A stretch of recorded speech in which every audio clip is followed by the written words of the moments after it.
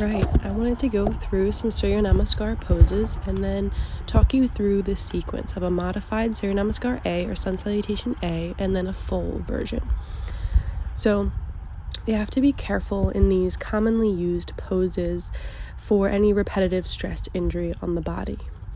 So always following proper alignment. So Tadasana is your standing mountain pose. Feet can be together or slightly apart.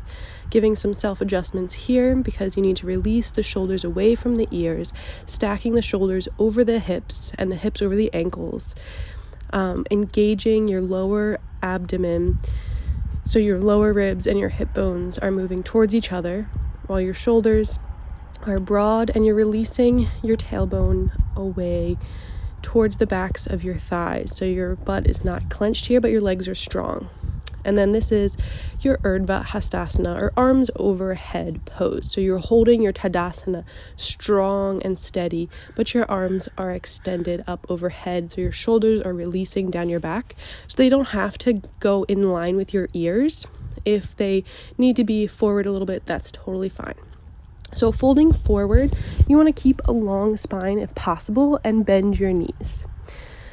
So here, if you have tight hamstrings or you need a little bit of give for your low back, totally a great position for your forward fold or Uttanasana by bending the legs. Here, try to put more weight in the balls of your feet. And then in your half lift, in your Ardha Uttanasana, you have a long spine reaching your head away from your tailbone with your hands on your shins or on the ground. It doesn't matter, wherever you want to place them. And here you can step back to a plank and see in a plank your shoulders are stacked over your wrists, your body is straight and long, your legs are engaged, your torso is engaged. Here in a chaturanga, you want to shift forward and bend your elbows 90 degrees and your shoulders need to stay in that 90 degree. They're not dipping down. And then if you want to press up to an upward facing dog, you can, but only the tops of your feet and your hands are pressing into the ground. And then you can press back to your downward facing dog if you'd like. Coming forward to a plank, the modification is putting the knees down before bending the elbows, and then putting the belly all the way onto the ground, and then peeling your chest up only for a low cobra as a modification for your upward facing dog. So in your low cobra, the rest of your body is pressing against the ground. And then you can get up and go to downward facing dog. So stepping forward and stepping back is a great modification as opposed to jumping, which is the traditional way to float forward and backwards, as I'm demonstrating here. Knees bent, and if you're jumping back, come back to chaturanga. It's too much on your shoulders to jump back to plank. That's one way to definitely injure yourself.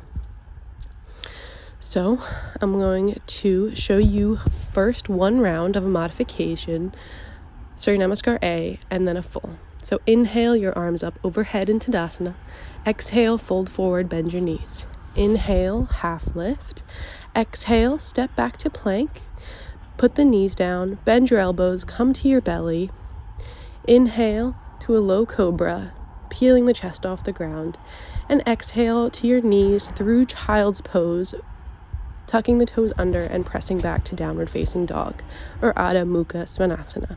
Here in downward facing dog, you want your hands to be about shoulders width apart and your feet to be about hips width apart. And you want the entire circumference of your hands and your feet pressing into the ground. And then stepping forward on your exhale. Inhale for a half lift and exhale, fold forward. Inhale all the way up with a long spine and exhaling to Tadasana. So now for a full. Inhale, arms up overhead. Exhale, fold forward, Uttanasana. Inhale, Ardha Uttanasana, half lift. Exhale, Chaturanga Dandasana. Inhale, Urdhva Mukha Svanasana. Exhale, Adho Mukha Svanasana. Here in your downward facing dog, you want to release your shoulders away from your ears and your outer upper arms reaching towards the ground. So your tricep is spinning down to the ground here in your downward facing dog. You're creating a V with your body, engaging the legs. Exhale your legs to your hands. Inhale for a half lift. Exhale for forward fold, Uttanasana. Inhale all the way up, long spine, and exhale, hands down by your side.